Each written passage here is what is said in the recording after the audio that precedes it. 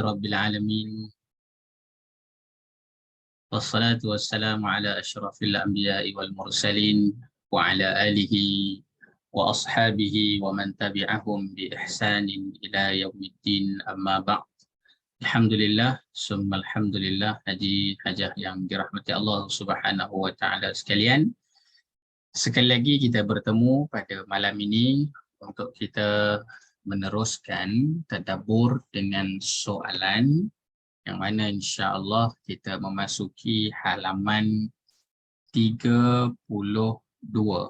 Malam ini insya-Allah surah Al-Baqarah halaman 32.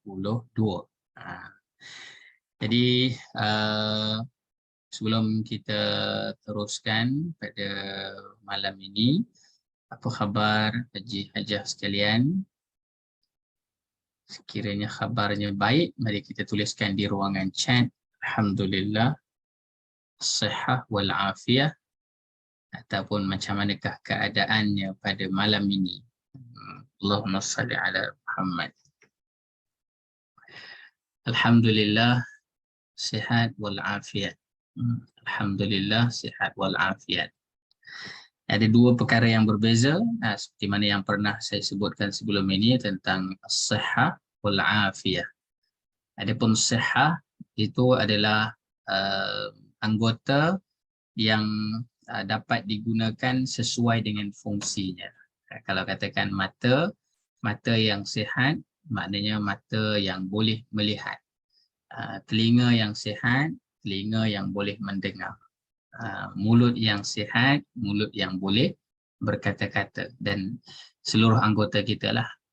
Namun begitu, apabila kita menyebutkan tentang afiyah, afiyah itu bukan sekadar ia berfungsi, tetapi lebih jauh daripada itu adalah dia dapat berfungsi sesuai dengan syariat yang Allah telah tetapkan. Makna kata apa? Kalau orang itu dia ada mata dia boleh melihat, tapi dia tidak melihat kebaikan, dia melihat keburukan. Maka ketika itu matanya walaupun sihat tapi tidak afiat. Sebab itu afiat itu adalah yang mampu dilakukan mengikut syariat Allah Subhanahu wa taala. Telinga boleh mendengar, tetapi tidak digunakan untuk mendengar ayat-ayat Allah, misalnya menjauhkan diri daripada kalimah-kalimah Allah misalnya. Maka itu tidaklah disebutkan dengan afiat. Maka kita doakan insya-Allah semua yang hadir pada malam ini semuanya as-sihah wal afiyah. Amin ya rabbal alamin. Baik. Manakah yang lain? Apa 3 orang sahaja yang komen? Cik. Sebab saya kerana tidak ada wajah di skrin ini, semuanya ada nama sahaja. Jadi cara untuk saya berinteraksi itu adalah paling tidak Haji-Hajah menggunakan ruangan chat itu untuk kita berkomunikasi. Boleh ya, insya-Allah. Alhamdulillah. Tu Haji Zul kita dah nampak dah mukanya. Alhamdulillah. Baik. Allahumma salli ala Muhammad. Mari kita lanjutkan halaman 32. Halaman 32 surah Al-Baqarah.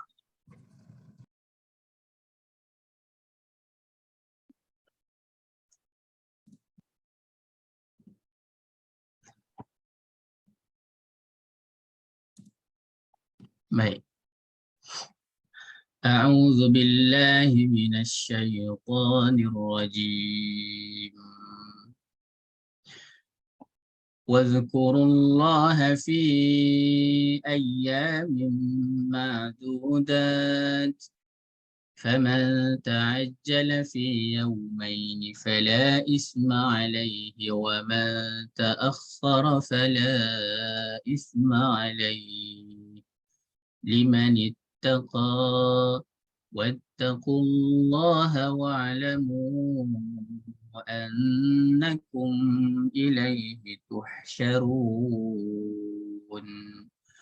ومن الناس من يعجبك قوله في الحياة الدنيا ويشهد الله على ما في قلبه وهو ألد الخصام وإذا تولى سعى في الأرض ليفسد فيها ويهلك الحرث والنسل والله لا يحب الفساد وإذا قيل له اتق الله أخذته العزة بالإثم فحسبه جهنم ولبئس المهاد ومن الناس من يشري نفسه ابتغاء مرضات الله والله رؤوف بالعباد يا أيها الذين آمنوا ادخلوا في السلم كافة ولا تتبعوا خطوات الشيطان إنه لكم عدو مبين فإن زللتم من بعد ما جاءتكم البينات فاعلموا أن الله عزيز حكيم هل ينظرون إلا أن يأتيهم الله في ظلل من الغمام والملائكة هل ينظرون إلا أن يأتيهم الله في ظلل من الغمام والملائكة وقضي الأمر وإلى الله ترجع الأمور صدق الله العظيم.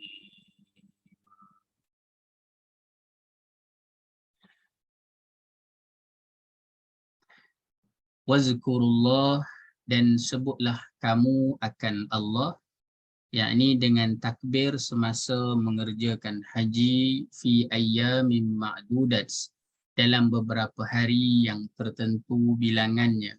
Faman ta'ajjala, kemudian sesiapa yang segera meninggalkan Mina fi yaumain pada hari yang kedua, fala isma alaih, maka ia tidaklah berdosa. Wa man ta'akhkhara, dan sesiapa yang melambatkan, yakni meninggalkan Mina, fala isma alaih, maka ia juga tidaklah berdosa. Liman ittaqa, ketiadaan dosa itu ialah bagi orang yang bertakwa. Wattaqullah, dan hendaklah kamu bertakwa kepada Allah. Wa'lamu annakum ilaihi tuhsyarun, dan ketahuilah sesungguhnya kamu akan dihimpunkan kepadanya. Ayat ini masih lagi melanjutkan perbicaraan tentang haji. Yakni ada yang mentafsirkan, ada yang menyebutkan tentang ayat ini bahawa peristiwa yang berlaku di Mina bagi siapa yang pernah pergi menunaikan haji. Ketika mana di Mina itu tidak ada penempatan orang di sana. Sebab itu jemaah haji bila menunaikan haji, antara tempat yang perlu menetap itu adalah di Mina. Dan ketika mana di Mina, oleh kerana tidak ada apa-apa, maka di sana ulama menyebutkan ada dua perkara yang mungkin berlaku. Perkara yang pertama adalah kerana di sana tidak ada apa-apa, maka ada yang mula bosan. Dan pada ketika itulah mula mengerjakan pelbagai aktiviti-aktiviti yang lain. Maka itu yang pertama. Kerana dia bosan, maka dia mencari aktiviti-aktiviti yang lain untuk memenuhi kelapangannya.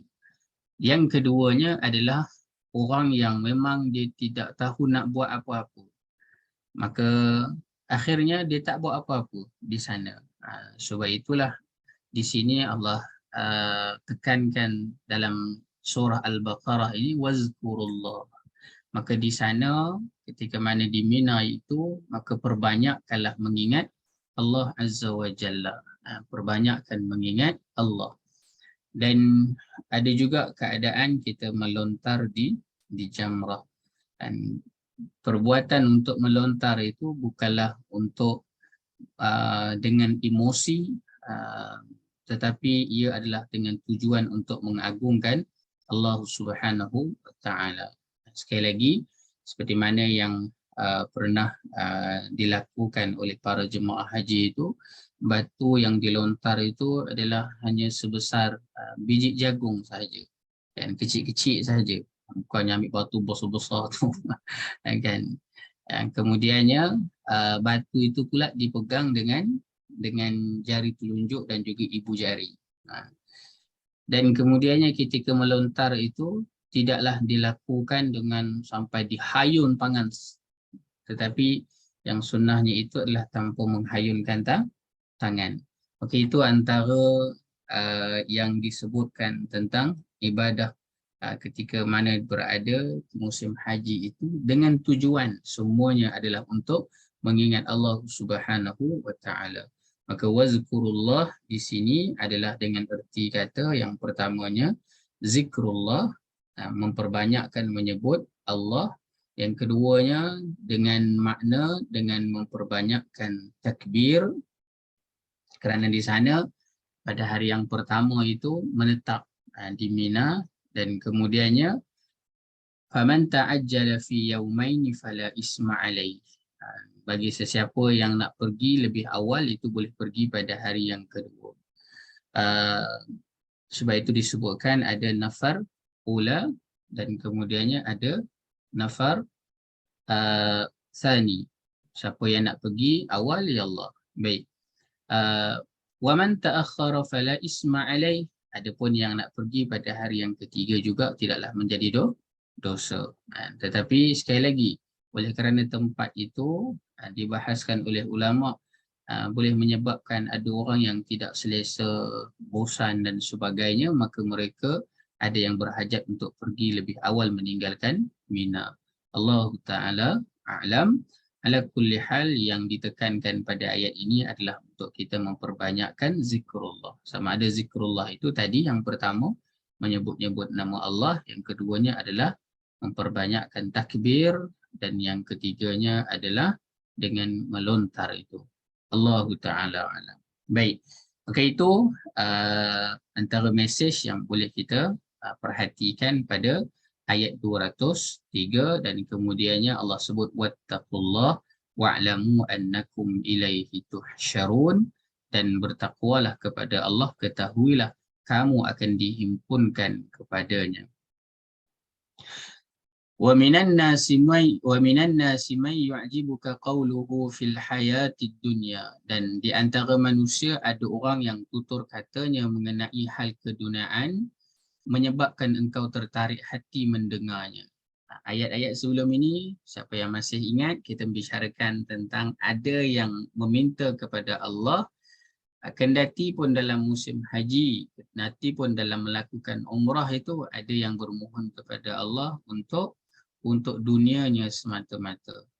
Namun ada yang berdoa kepada Allah untuk keselamatan dunia dan juga akhirat. Maka di sini Allah berikan penekanan kepada orang yang tutur katanya itu adalah tentang dunia, dan dia mampu menyusun kata-katanya itu dengan baik sehingga yang mendengarnya itu akan tertarik hati, dan ia bersumpah.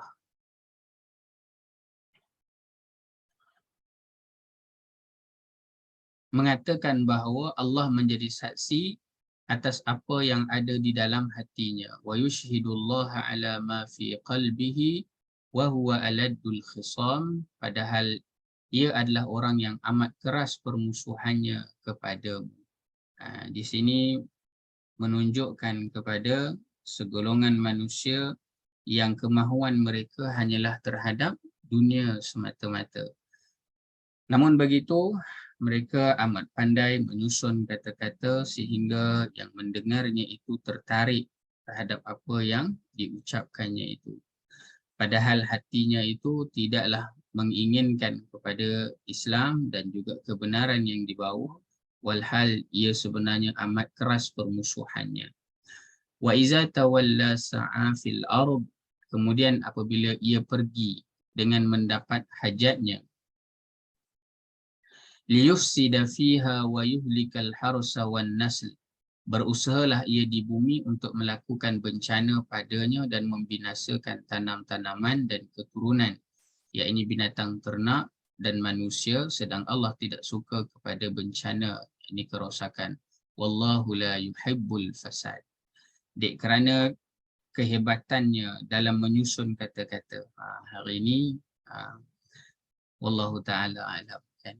Dah ada orang yang mula menyusun kata-katanya untuk mendapatkan kepercayaan sehingga kan dia diberikan kuasa. Dan oleh kerana kemampuannya untuk berkata-kata itu, maka diangkat orang itu. Namun begitu, ketika mana dia diangkat, tidaklah yang akan dilakukannya itu melainkan adalah bencana-bencana kepada alam ini. Wa yuhlikal harsa wan nasl, dan dia akan membinasakan tanam-tanaman dan juga al-harsa wan nasl, ini juga disebutkan tentang wanita dan juga keturunan. Dia bukan hanya membinasakan tanam-tanaman, tetapi bagi manusia dia membinasakan kehormatan, dia membinasakan para wanita, dia membinasakan keturunan-keturunan yang baik. Maka inilah kerja orang yang bermula daripada tutur katanya yang manis, namun hatinya itu penuh dengan kemahuan terhadap dunia, sehingga kan apabila diberikan kuasa, kedudukan kepadanya, tidaklah lain yang akan dibuatnya melainkan kebinasaan. Ayat 206. Wa iza qila lahu taqillah, dan apabila dikatakan kepadanya bertakwalah engkau kepada Allah, apa yang berlaku? Akhazathul izzatu bil ism, maka timbullah kesombongannya dengan meneruskan dosa yang dilakukannya itu. Ketika mana diajar untuk bertakwa kepada Allah, kan kita bila orang dah teruk sangat, kemudian diajar untuk bertakwa. Pernah tak kan? Jomlah bertakwalah kepada Allah. Itu tidaklah menyebabkan dia semakin menundukkan dirinya, tetapi yang dilakukannya itu lebih jauh dan lebih dahsyat, iaitu dia akan izzatu bil ism, dan meneruskan kerosakan dengan kesombongannya itu. Fahasbuhu jahannam wala bi'sal mihad. Oleh itu padanlah ia menerima balasan azab neraka jahannam, dan demi sesungguhnya neraka jahannam itu adalah seburuk-buruk tempat tinggal. Soalan, mengapakah di sini tidak disebutkan tentang macam mana sepatutnya seorang Muslim menentang kembali apa yang dilakukan oleh orang ini? Dan kenapakah memadai dengan disebut tentang bertakwalah kepada Allah? Tapi bukannya disebutkan dengan tentang mereka sampai habis-habisan. Why? Kenapa? Tunggu sampai habis. Baik. Wa minan nas, dan di antara manusia. Kemudian ayat-ayat ini beralih pula kepada manusia yang may yashri nafsahu batigha mardatillah. Mereka ini mencari keredaan Allah semata-mata. Kita lihat orang-orang yang terdahulu bagaimana mereka menukarkan diri mereka hanya semata-mata untuk mendapat redha Allah Azza wa Jalla. Apa yang berlaku kepada para sahabat Nabi. Kita baca tentang sejarah Bilal bin Rabah. Kita membaca tentang sejarah para sahabat yang bertempur di medan Uhud. Kita baca tentang sejarah para sahabat yang bertempur dalam segala macam peperangan. May yashri nafsahu batigha'a mardatillah. tidak adalah yang mereka lain melakukan itu melainkan mereka mengorbankan diri mereka kerana mencari redha Allah semata-mata. Wallahu raufum bil ibad, dan Allah pula amat belas kasihan akan hamba-hambanya. Baik. Kemudiannya ayat ini dilanjutkan lagi tentang macam mana orang yang benar-benar mengorbankan diri mereka kepada Allah Azza wa Jalla, mereka ini sungguh-sungguh beriman, dan ayat ini menyeru kepada orang yang beriman, ya ayyuhallazina aman, wahai orang-orang yang beriman. Ya ayyuhallazina amanu dukhulu fis-silmi kaffah. Masuklah ke dalam agama Islam dengan mematuhi segala hukum-hukumnya. Wala tattabi'u khutuwatis syaitan, dan janganlah kamu menurut jejak langkah syaitan. Innahu lakum aduwwum mubin, sesungguhnya syaitan itu musuh bagi kamu yang terang nyata. Mengapakah? Soalan. Mengapakah selepas daripada seruan kepada orang yang beriman untuk masuk ke dalam keselamatan, kedamaian Islam sepenuhnya, kemudiannya diikuti dengan adanya peringatan tentang jangan kamu ikuti jejak langkah syaitan. Why? Kenapa? Apa relevannya antara seruan untuk beriman, untuk berislam dengan sepenuhnya, dengan apa kaitan dengan ada kehati-hatian dengan jejak langkah syaitan? Baik, jawapannya adalah selepas ini. Baik, tak ada jawapan lagi. Memanglah kita fahamkan dahulu secara ringkas halaman 32 ini, insya-Allah. Setakat ni masih okey semua? Boleh mendengar dengan baik dan boleh memahami dengan baik? Sekiranya masih okey, tulis nombor 1. Kiranya dah KO, tulis nombor 3.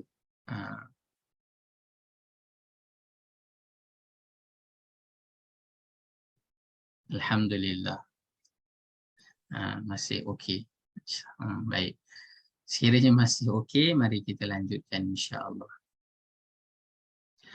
Fa in zalaltum min ba'di ma ja'atkumul bayyinat, maka kalau kamu tergelincir dan jatuh ke dalam kesalahan disebabkan tipu daya syaitan itu, fa'lamu annallaha azizun hakim, yakni sesudah datang keterangan yang jelas nyata kepada kamu, maka ketahuilah bahawasanya Allah Maha Kuasa lagi Maha Bijaksana.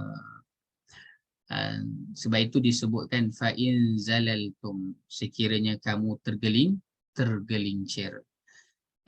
Tergelincir ini disebutkan oleh sebahagian ulama bahawa yang berlaku itu tidaklah disengajakan. Seseorang itu tergelincir, dia terjatuh. Fa'in zalaltum, bukanlah dia dengan sengaja mencampakkan dirinya ke dalam kebinasaan itu. Bukanlah dia dengan sengaja mencampakkan dirinya ke jurang yang tidak sepatutnya itu. Tapi dia dalam keadaan zalaltum. Maka ketahuilah bahawa Allah itu azizun hakim. Allah itu maha berkuasa dan dialah Allah yang maha bijaksana. Maka mohonlah daripada Allah supaya benar-benar memegang kita supaya tidak tergelincir ke kancah yang tidak sepatutnya. Hal yanzuruna, orang-orang yang ingkar itu kembali kepada perihal orang-orang yang ingkar. Illa ayyatiyahumullahu fi zulal, tidak menunggu melainkan kedatangan azab Allah kepada mereka dalam lindungan-lindungan awan.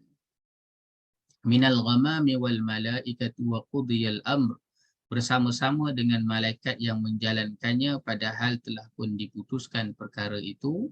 Wa ilallahi turja'ul umur, dan kepada Allah jugalah kembalinya segala urusan. Ini kembali menyebut tentang azab Allah kepada orang yang ingkar tersebut.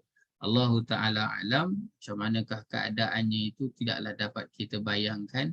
Tetapi itulah yang Allah sebutkan tentang keadaan orang yang yang ingkar, mereka akan diberikan pembalasan yang sepatutnya di akhirat kelak.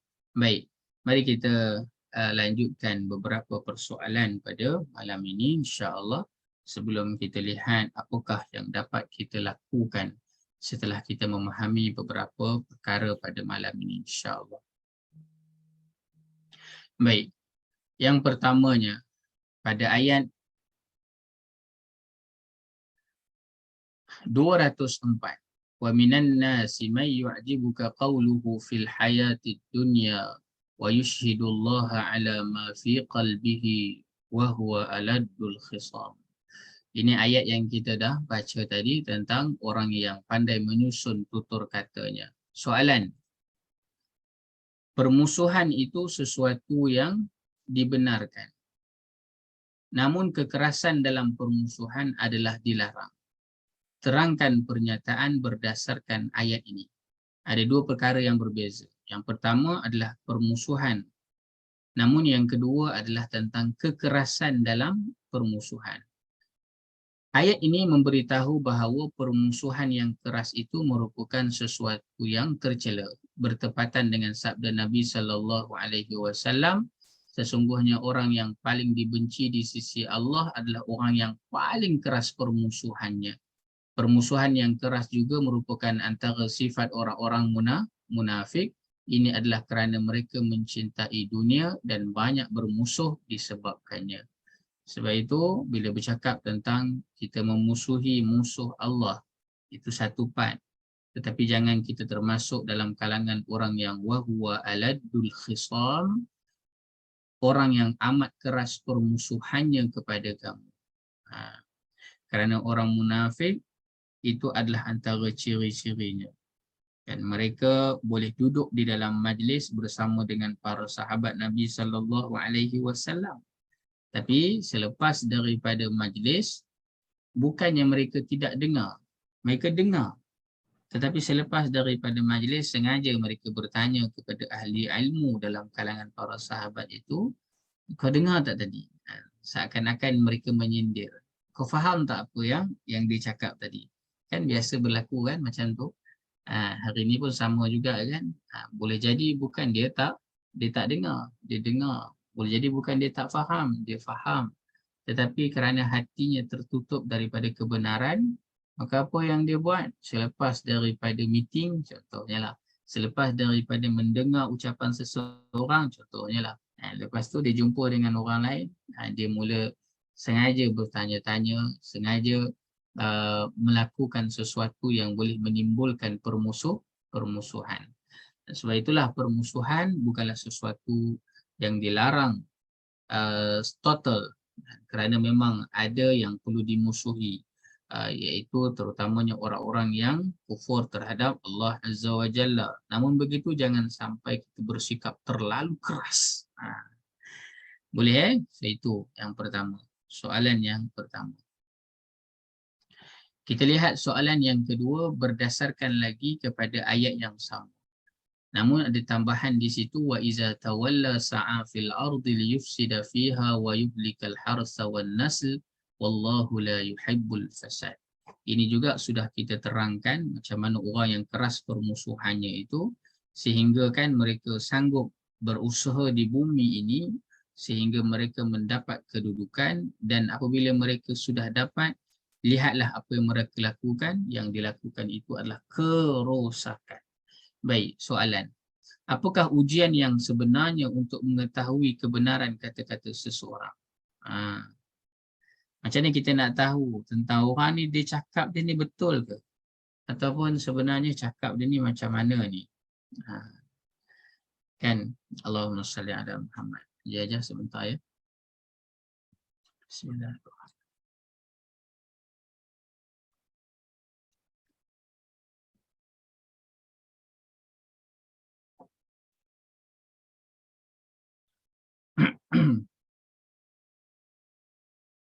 Baik, ayat ini merupakan dalil bahawa kata-kata yang diucapkan oleh seseorang bukanlah bukti kebenaran atau pendustaan seseorang, dan bukan juga bukti amal baiknya atau kekejiannya. Kata-kata seseorang itu hanya dapat dibuktikan sekiranya terdapat perbuatan yang mengiringinya. Oleh kerana itu, sebarang kesaksian, pembenaran atau pendustaan oleh seseorang itu wajarlah diuji apakah ia selari dengan perbuatan mereka dan dengan penelitian hal keadaan mereka.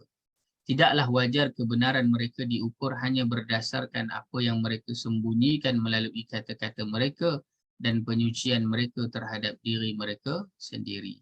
Maka macam mana kita nak menguji tentang kebenaran kata-kata seseorang, maka tidaklah wajar untuk kita menilai seseorang itu hanya dengan melihat kata-katanya sahaja.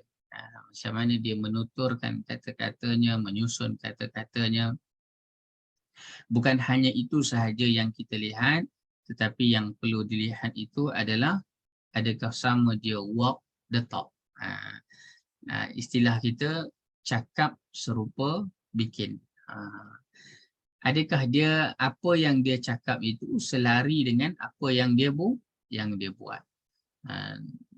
Cakapnya baik, mahu menyokong kebaikan, mahu menjadi pelaksana kebaikan. Tetapi perbuatannya itu tidak seiring dengan apa yang diucapkannya.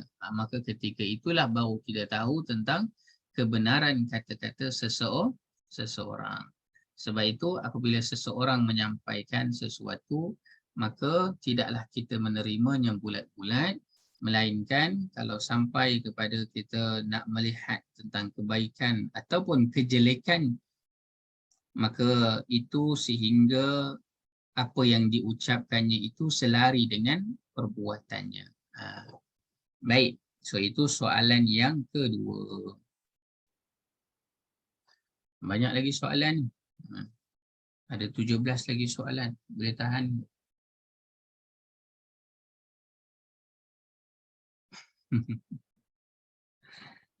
Baik. Silap-silap soalan yang ketiga dah tak ada dah. Baik, soalan yang ketiga. Baik.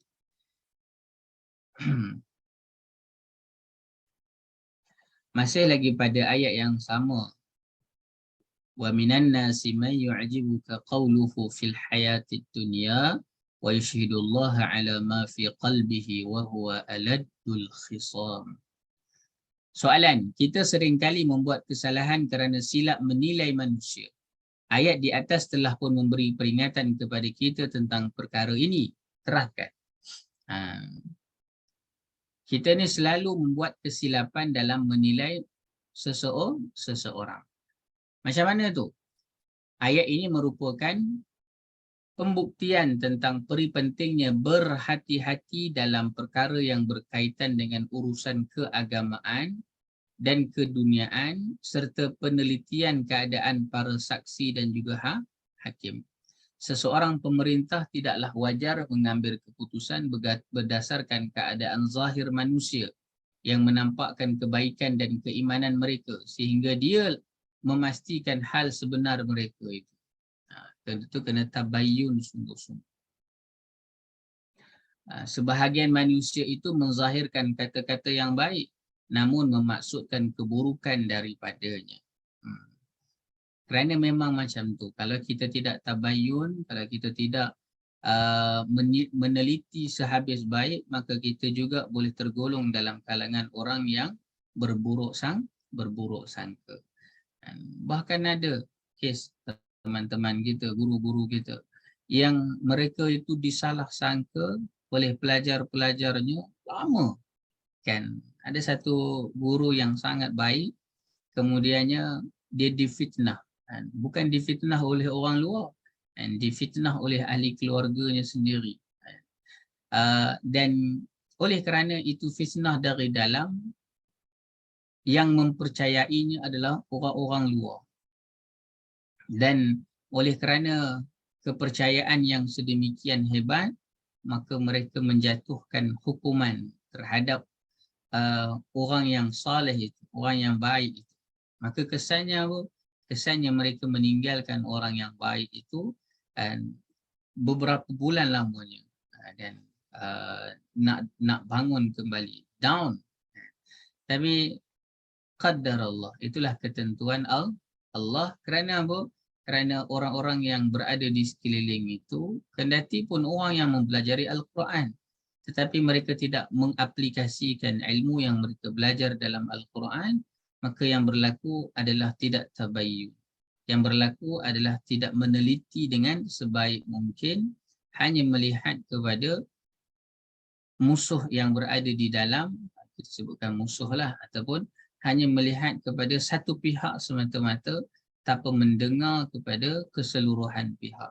Dan akhirnya bila sudah mendengar dan penilaian keseluruhan pihak, barulah dan ada orang yang mula faham akan keadaan yang sebenarnya. Ini berlaku dan ramai para guru kita yang berlaku sedemikian. Wala'iyyazubillah, kita mohon dijauhkan daripada hal-hal yang sedemikian. Fitnah yang besar boleh berlaku di zaman ini. Wa iza tawalla sa'a fil ard liyufsida fiha wa yuhlikal harsa wan nasl wallahu la yuhibbul fasad.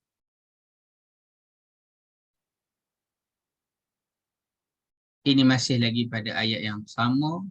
Apabila mereka berusaha kemudian diberikan kedudukan di atas muka bumi ini, tidaklah yang mereka lakukan melainkan kerosakan. Apakah hikmah yang diperolehi dengan menghubung kaitkan di antara kata-kata seseorang dengan perbuatannya? Apa hikmah apabila ayat ini menghubung kaitkan antara kata-kata itu mesti selari dengan perbuatan? Al-Qasimi menyebutkan bahawa apabila ia beredar meninggalkan orang yang telah pun dia perdayakan dengan kata-katanya, dia berjalan di bumi untuk membuat kerosakan di atasnya dengan memasukkan syakwa sangka ke dalam hati-hati orang-orang Muslim dan melakukan pelbagai tipu helah untuk memperkukuhkan kekufuran. Maka disebabkan itulah kata-katanya itu dikaitkan dengan perbuatannya itu. Apabila kita memahami bahawa apa yang disebutkan dengan dia memperdaya, kemudiannya apa yang dilakukan itu adalah sebaliknya, maka fahamlah kita bahawa ini adalah perbuatan orang munafik. Baik, Allahumma salli ala Muhammad. Jadi ini hal yang keempat. Sebelum kita pergi pada hal yang kelima, mari kita lihat ayat wa iza qila lahu ittaqillaha akhadhathu al-'izzah bil ism fahasbuhu jahannam wa labi'sal mihad. Apabila dikatakan kepadanya bertakwalah engkau kepada Allah, maka timbullah kesombongan dengan meneruskan dosa yang dilakukannya itu.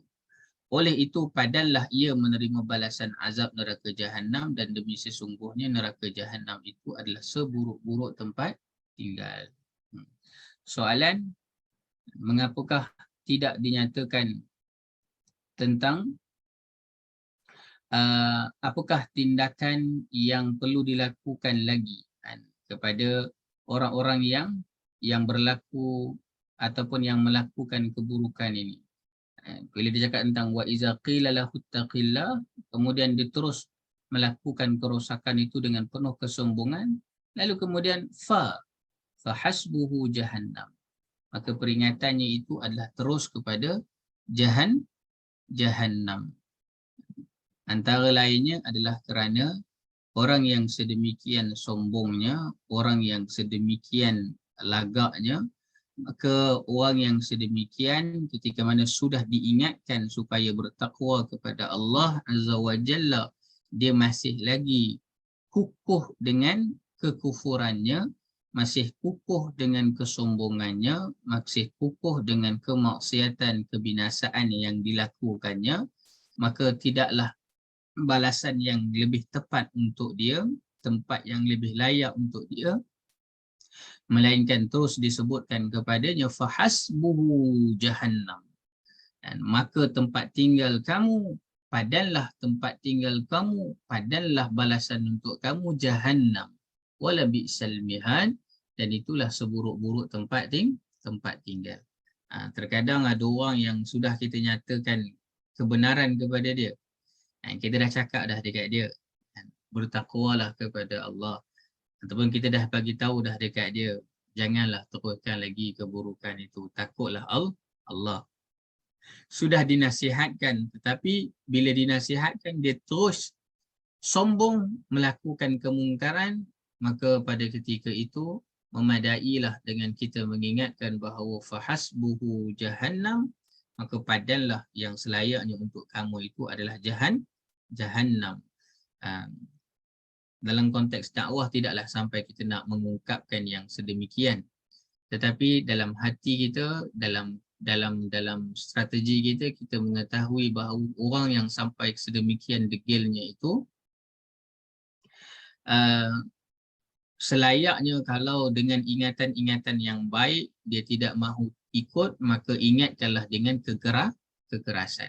Tidak selama-lamanya seseorang itu diingatkan dengan lemah lembut, tapi harus juga diingatkan dengan sesuatu yang keras, diingatkan dengan sesuatu yang macam tu kan.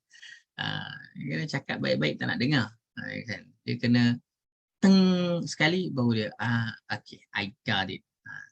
Tapi memang ada orang yang memang sudah tertutup hatinya. Boleh tertutup, yang di luar tidak boleh masuk, yang di dalam tidak boleh keluar. Dan kalau yang di luar itu cahaya tidak dapat masuk, yang di dalam itu sudah bercampur baur kegelapan, maka akhirnya adalah kebinasaan yang berlaku di dalamnya itu. Baik, Allahumma salli ala Muhammad wa ala ali Muhammad. Haji dan juga hajah yang dirahmati Allah Subhanahu wa taala. Setakat ini masih okey. Saya risau juga kan, bila malam-malam tu, satu dah lah malam-malam kan, yang keduanya saya tak nampak muka masing-masing kan. Gelap aja kan. Saya pun tak tahu dia tengah buat apa kan.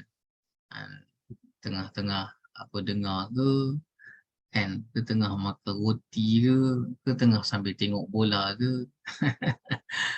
Baik. Oleh kerana itu, sekali lagi saya nak tahu apakah keadaan haji dan juga hajah sekarang ini. Sekiranya okey, mari kita tuliskan nombor 7. Haji-hajah, alhamdulillah. Baru seorang pilih nombor 7. Okey, alhamdulillah.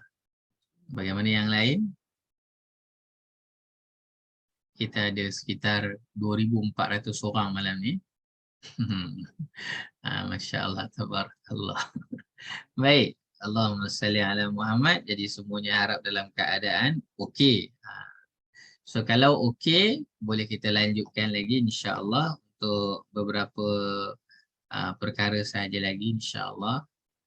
Baik, Allahumma salli ala Muhammad wa ala ali Muhammad.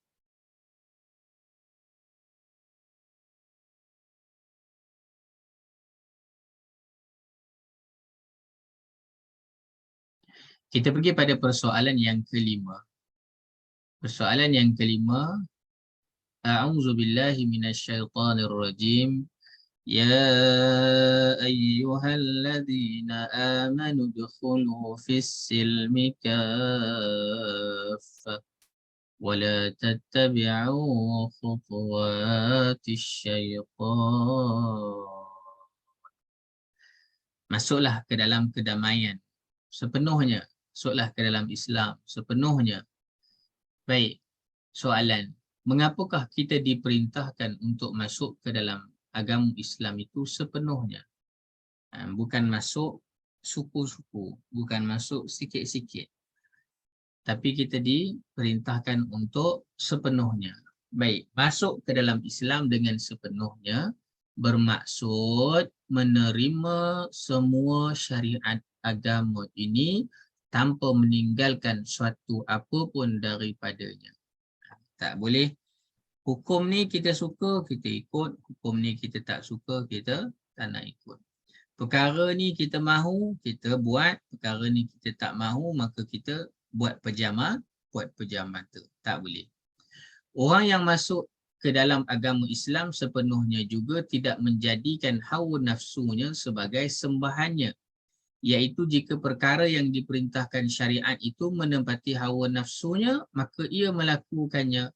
manakala jika tidak tepati hawa nafsunya, maka dia meninggalkannya. Selalu yang kena ni orang lelaki lah. Contoh apa? Contohnya apabila bercakap tentang hal perkahwinan. Bab sabar, bab adil, yang itu susah sikit nak ikut. Tapi kalau bab suruh tambah satu lagi, kan, Haji Zul macam mana? Dia tak apa. Kalau yang itu okey, boleh macam tu.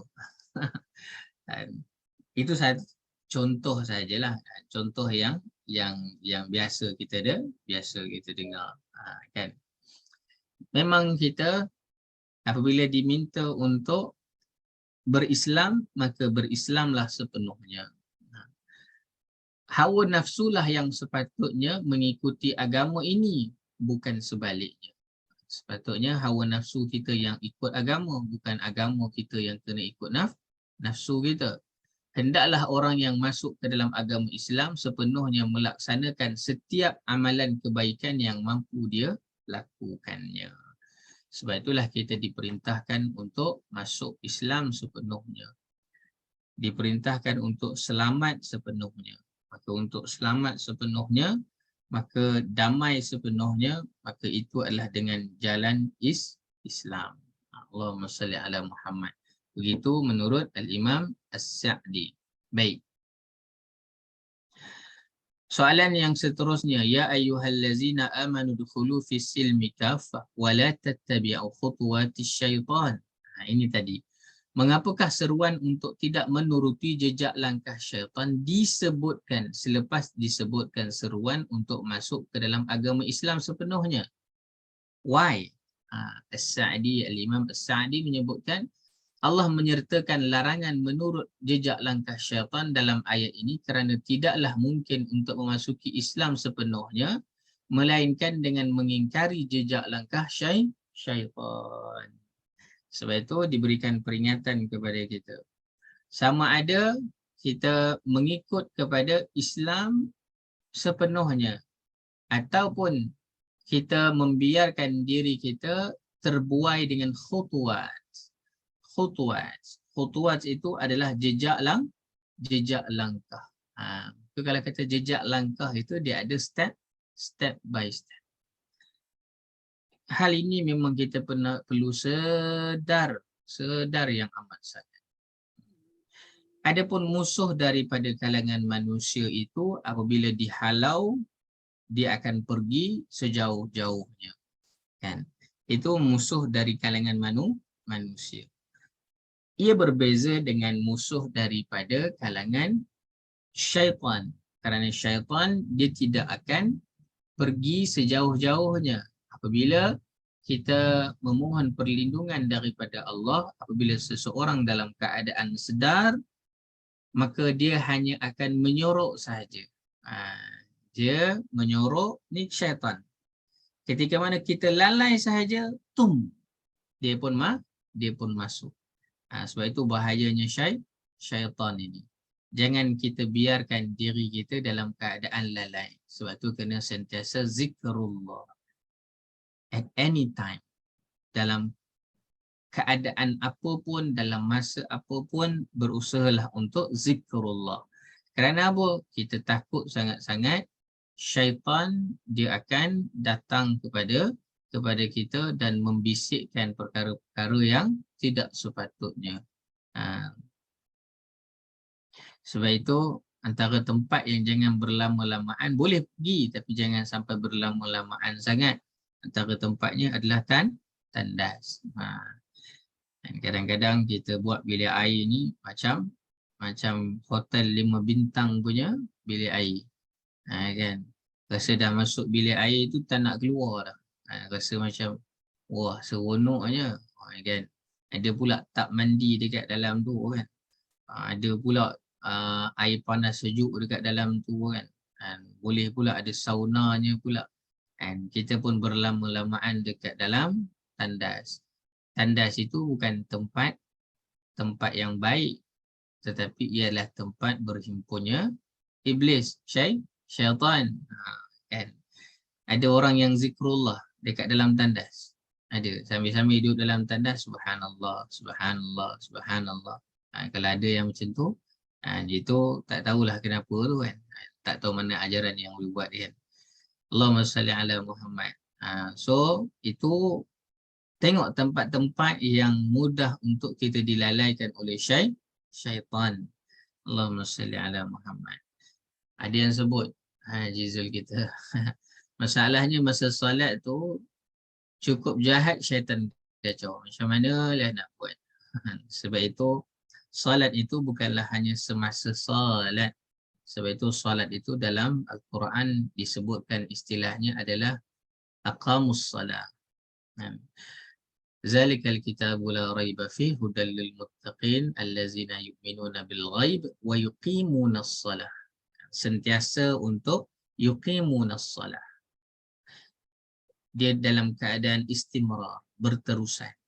Iaitu bukan semata-mata kita mendirikan salat, tetapi kalimah qama itu adalah senantiasa menyempurnakan salat.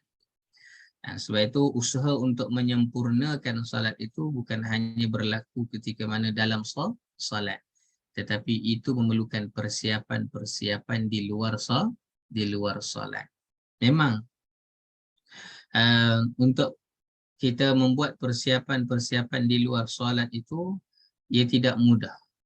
Sebab itu persiapan di luar solat itu persiapan ilmunya, persiapan di luar solat itu persiapan Al-Qurannya, persiapan di luar solat itu pagi tadi saya membicarakan tentang itu berbalik kepada pendidikan kita juga hari ini.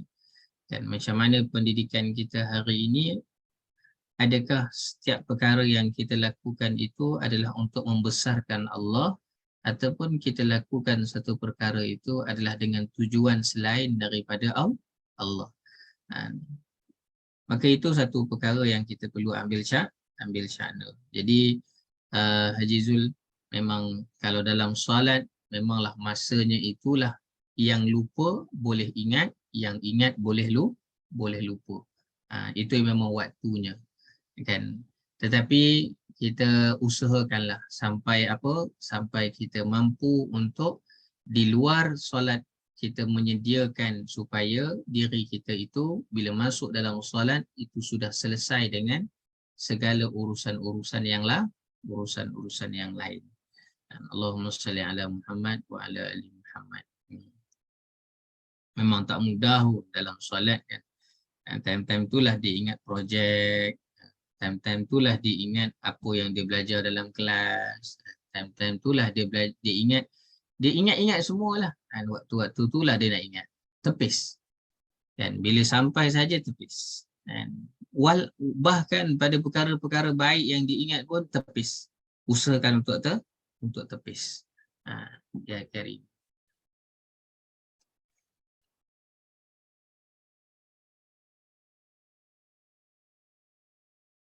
Kerana memang syaitan itu dia akan datang daripada segenap penjuru. Betul. Sebab itulah ya ayyuhallazina amanu dukhulu fis silmi kaffah. Kita boleh baca senang je kan. Apa masalahnya nak ikut Islam sepenuhnya? Kan? Apa masalahnya nak ikut syariat sepenuhnya? Apa salahnya nak mendamaikan sepenuhnya? La, dia tidak mudah. Kerana apa? Kerana ini Allah sebutkan la tattabi'u khutuwati syaitan. Jangan sampai sekali kamu menurut jejak langkah syaitan. Jangan la tattabi'u. Jangan ikut langsung. La tattabi'u. La tattabi'u. Bukan tabi'u sahaja. Tattabi'u. Nak menunjukkan betapa seriusnya perintah daripada Allah. Kerana once kita ikut sahaja jejak-jejak syaitan, maka itu menyebabkan kita sukar untuk udkhulu fis silmi kaffah. Boleh ya? Memang dia tidak mudah, tetapi itulah perjuangan dalam hidup kita ini. Dan apatah lagi untuk mengingati Allah dengan cabaran adanya bisikan-bisikan itu, Allahu Akbar. Baik. Yang terakhir untuk malam ini, soalan yang terakhir sebelum kita pergi kepada apa our action, apa tindakan kita. Baik. فَإِنْ زَلَلْتُمْ مِنْ بَعْدِ مَا جَاءَتْكُمُ الْبَيِّنَاتِ فَاعْلَمُوا أَنَّ اللَّهَ عَزِيزٌ حَكِيمٌ. Maka kalau kamu tergelincir ke dalam ataupun jatuh ke dalam kesalahan disebabkan tipu daya syaitan, ini bukan keadaan yang sengaja pun. فَإِنْ زَلَلْتُمْ, sesudah datang keterangan yang jelas kepada kamu, maka ketahuilah Allah Maha Kuasa, Allah Maha Bijaksana. Soalan, ibadah seorang alim yang berilmu pengetahuan adalah lebih besar berbanding ibadah orang lain, dan maksiat seorang alim yang berilmu pengetahuan adalah lebih besar berbanding ibadah orang lain. Terangkan kenyataan ini berdasarkan ayat Quran di atas. Ini bukannya ibadah saya tidak. Ibadah yang dia buat, maka kebaikan yang dia dapat itu lebih besar. Tapi kalau maksiat yang dia buat, maka ketahuilah bahawa ia juga lebih besar daripada orang lain bahaya. Ayat ini merupakan dalil bahawa hukuman bagi seorang yang alim berilmu pengetahuan apabila dia berbuat dosa adalah lebih berat berbanding hukuman bagi seorang yang jahil apabila dia berbuat dosa. Sebab itulah seorang yang berilmu maka diusahakan sedaya upaya untuk mengingatkan dirinya selalu agar tidak terjerumus ke kancah kebinasaan, tidak tergelincir di godaan syaitan.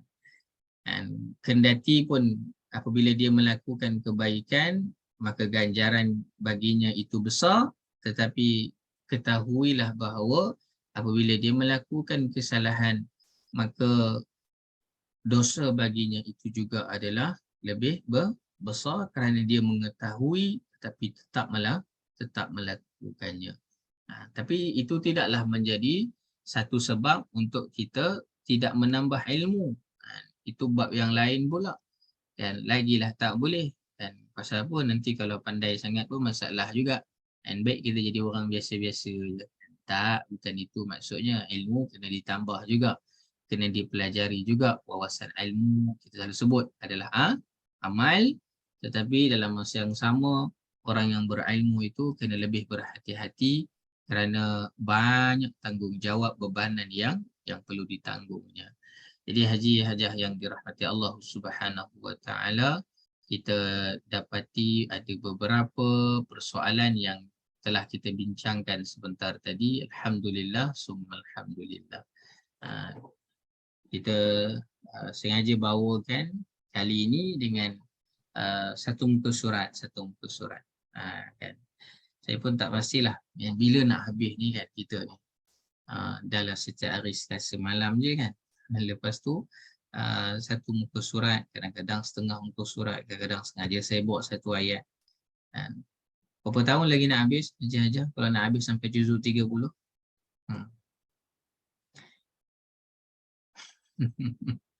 Ya Karim. Kalau My Quran Time itu pun yang buat setiap hari itu pun 3 tahun. Ini berapa tahun ni bila nak habis? Ya Karim. Aja berapa lama nak habis? Kita ada 604 muka surat. Bila nak habis? Allah Ta'ala alam. Tapi kita doakan insya-Allah semuanya dapat istiqamah. Mudah-mudahan dengan kita bertemu setiap hari Selasa malam ini, kita belajar sesuatu dan kita dapat pelajaran dan kemudiannya kita usaha untuk mengamalkan perkara ini. Baik, ada beberapa perkara yang dapat kita jadikan peringatan dan tindakan untuk kita sama-sama. Apa dia? Yang pertamanya adalah berhati-hatilah terhadap orang yang manis tutur katanya tetapi tidak sejalan dengan tindakannya. Berhati-hatilah apabila dia mengatakan tentang kebaikan, apabila dia mengatakan tentang sesuatu yang dia lakukan, alhamdulillah, tetapi perhatikan juga dengan tindakannya. Apakah ianya selari? Supaya apa? Supaya kita tidak mengangkat orang yang mulutnya manis tetapi tindakannya itu tidak seperti mana yang diucapkannya. Kerana orang yang begini apabila diangkat, tidaklah mereka itu akan memberikan kebaikan melainkan hanya kebinasaan.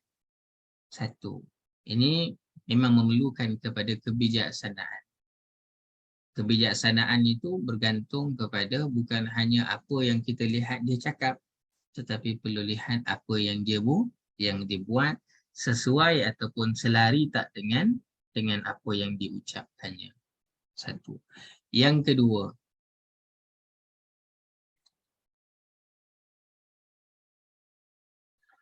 Allahumma salli ala Muhammad.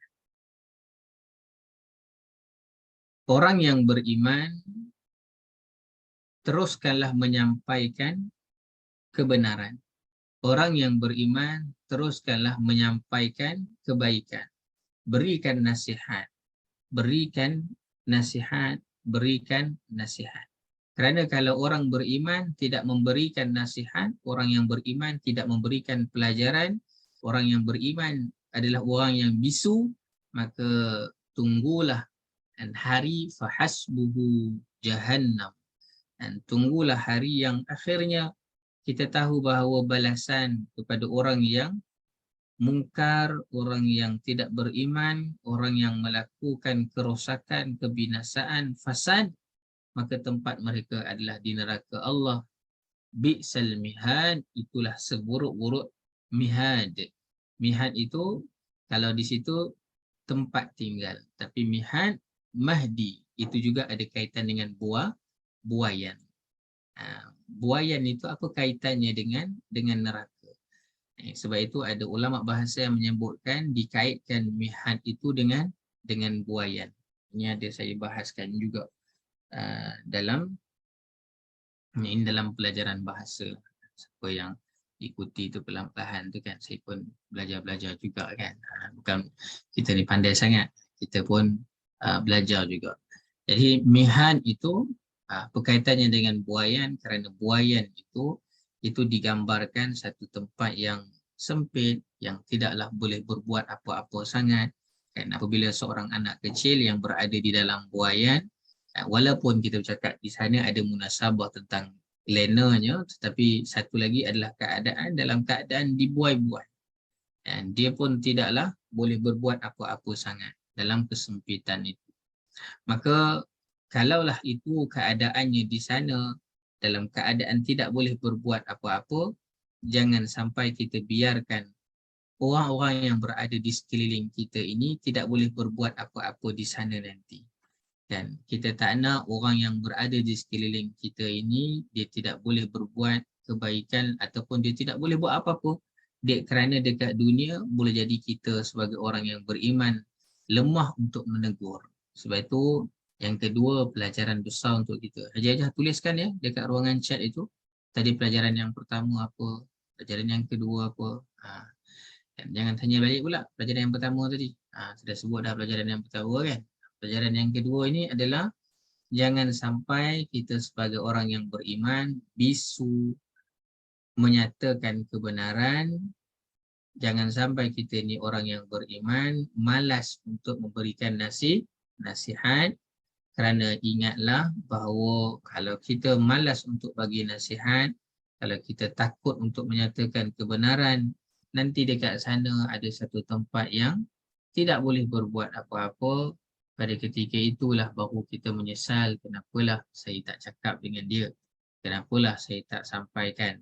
Jangan sampai kita termasuk dalam kalangan orang yang menyesal di sana nanti. Jadi Haji Hajah yang dirahmati Allah Subhanahu Wa Taala, jom kita jadi orang yang tidak bisu dalam menyatakan kebenaran. Baik. Yang ketiganya, memadailah 3 pelajaran besar yang saya highlightkan pada malam ini. Ini kena buat terus. Kena buat terus. Yang pertama, kena assess betul-betul. Dan apatah lagi sekarang ni, kita nak mengangkat pemimpin dalam kalangan kita, kena assess betul-betul. Apakah dia ini adalah orang yang walk the talk. Dan yang keduanya, jadi orang yang beriman itu make sure jadi orang yang tidak bisu dalam menyatakan kebenaran. Jadi selepas ini setiap hari kita ada Facebook, boleh tulis. Kita ada mulut, boleh cakap. Kita ni ada medium sebagai ayah, boleh menyampaikan kepada isteri dan anak-anak, sampaikan. Kita ni seorang ibu, boleh sampaikan kepada suami dan anak-anak, sampaikan. Kita ni seorang rakan, anak-anak kecil misalnya, boleh bercakap dengan kawan-kawan dia, sampaikan. Siapa sahaja, sampaikanlah. Jangan sampai kita menyesal pada hari yang tidak boleh berbuat apa-apa nanti. Baik, itu yang kedua. Dan yang terakhir, yang ketiga, maka orang yang beriman itu senaraikanlah. Apakah kemaksiatan yang kita berhajat untuk melakukannya? Kerana hati-hati kalau ada perkara itu yang kita berhajat untuk melakukannya, kerana di sana nanti akan ada jejak langkah syaitan. Sebab itu senaraikan. Apa benda-benda yang trigger? Apabila kita dalam keadaan itu, maka kita mudah untuk melakukan kemaksiatan. Trigger misalnya apa? Hal-hal yang kita trigger. Kita nak jadi orang baik ni, tapi kita trigger pasal apa? Duduk dengan kawan-kawan yang kerjanya mengumpat, duduk dah tak ada berapa minit, kita pun termasuk sama dalam kalangan orang yang duduk mengumpat orang lain. Sebab itu yang ketiga ini, perhatikan apa perkara-perkara yang boleh trigger kita kepada kemaksiatan ataupun yang boleh menggelincirkan kita kepada kemaksiatan. Dan ada orang yang dia tidak boleh bersendirian. Dan kalau dia duduk seorang-seorang, dia akan mula memikirkan untuk buat benda-benda jahat. Maka itu kena ditinggalkan. Jangan duduk bersendirian. Sentiasa berteman. Ada orang yang mungkin Allahumma salli ala Muhammad. Apa lagi contoh-contoh yang lain? Ada orang yang mungkin dia tak boleh pegang duit terlalu banyak. Dia tahu kalau dia pegang duit terlalu banyak, dan dia tak boleh nak handle dirinya, dan dia pergi joli zakat. Sepatutnya orang dapat duit, kemudian dia tahulah nak uruskan dengan baik, tapi dia jenis tak kerti nak urus. Dan kalau ada 1,000, 2,000, okey, dia boleh urus. Dia tahulah nanti kalau guna semua nanti habislah nak belanja macam mana. Tapi kalau dia dapat 100,000, 200,000, kan dia sama macam dapat 1,000, 2,000 tu, kan belanjanya. Dia ingat 100, 200,000 tu sama dengan 1,000, 2,000. Ada orang yang jenis macam itu. Maka perhatikan apa karakter yang ada pada kita ini yang boleh mudah untuk kita tergelincir ke lembah kebinasaan. Dan senaraikan, dan kemudiannya kita berhati-hati sekiranya termasuk ke dalam daerah itu, kawasan itu. Jadi ada 3 pelajaran yang harapnya kita dapat aplikasikan terus pada malam ini, insya-Allah, berdasarkan kepada halaman 32 yang sudah pun kita fahami secara ringkas pemahamannya. Yang keduanya sudah pun kita dapat beberapa persoalan yang ada jawapannya, dan yang ketiganya alhamdulillah kita mendapat pelajaran yang besar untuk kita terus amalkan bersama-sama. Naktafi bihadzal qadar. Alhamdulillah, cukuplah sampai 10.28 dah ni. InsyaAllah kita jumpa lagi pada minggu hadapan, insyaAllah. Saya pun kena undur diri awal kerana esok 4:30 pagi sudah meneruskan kerja yang seterusnya. Baik, terima kasih semua. Subhanakallahumma wa bihamdika asyhadu an la ilaha illa anta astaghfiruka wa atubu ilaik. Bismillahirrahmanirrahim. Wal 'ashr innal insana lafi khusr illa allazina amanu wa 'amilus shalihat wa tawassaw bil haqqi wa tawassaw bis sabr. Assalamualaikum warahmatullahi wabarakatuh. Waalaikumsalam warahmatullahi